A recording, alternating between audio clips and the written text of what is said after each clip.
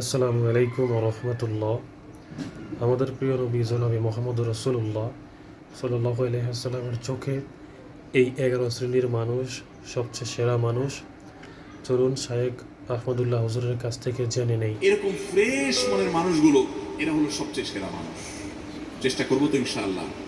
আবারও বলে দিচ্ছি, আমি এই 11 শ্রেণীর সেরা মানুষ, নবী সাল্লাল্লাহু আলাইহি সাল্লামের চোখে সেরা 11 শ্রেণীর মানুষ। নাম্বার 1, যারা কোরআন শিখে এবং কোরআন শেখায় মানুষকে। নাম্বার 2, যারা আখলাক এবং আচরণের দিক থেকে সবচেয়ে ভালো আচরণের অধিকারী, উত্তম আখলাকের অধিকারী। নাম্বার 3, যারা ঋণ নিলে মানুষের কাছ থেকে বাকি নিলে পরিশোধ করার সময় ভালো মানুষের পরিচয় ওয়াদা রক্ষা করে, ঘোরায় না, গড়িমসি করে না। নাম্বার 4, যার দেখলেই, যার কথা চিন্তা করলেই, কল্পনা করলেই মানুষ তার কাছ থেকে ভালো কিছু আশা করে, তার কাছ থেকে কোনো ক্ষতি, অনিষ্ট, শত্রুতার আশা করে না, জানে লোকটা অমায়িক এবং ভালো মানুষ।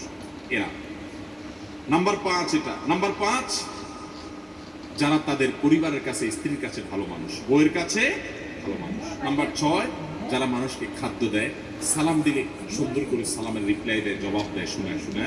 নাম্বার 7, যারা নামাজে দাঁড়ানোর সময় আশপাশে মুসল্লিদের জন্য কাপটাকে নরম করে দেয়, তেড়ামি করে না, শক্ত হয় না, ফাঁকা জায়গা দিয়ে কেউ ঢুকতে চাইলে তার জন্য জায়গা করে দেয়, আন্তরিক হয় এই মানুষগুলো।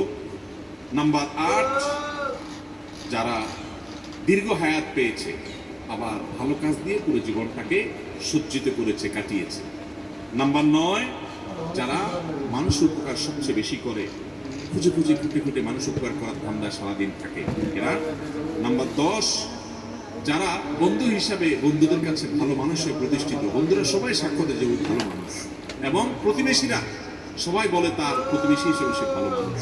নাম্বার 11, যাকে আল্লাহ এমন একটা অন্তর দিয়েছে, যার অন্তরে কারোর প্রতি হিংসা নাই, শত্রুতা নাই, বিদ্বেষ নাই, পরিচ্ছন্ন, পবিত্র এবং আল্লাহর ভয় তার অন্তরে আছে, এবং কথা বলার সময় তার কথা থেকে, মুখ থেকে মিথ্যা কথা বের হয় না। এরকম মানুষগুলো আল্লাহ তাআলা এই সেরা 11 মানুষের চরিত্রের সবগুলো চরিত্র আমাকে আপনাকে দান করুন। ওয়ারশ আজিমের মালিক এই গুণগুলো সব আমাদেরকে অর্জন করার তৌফিক দান করুন।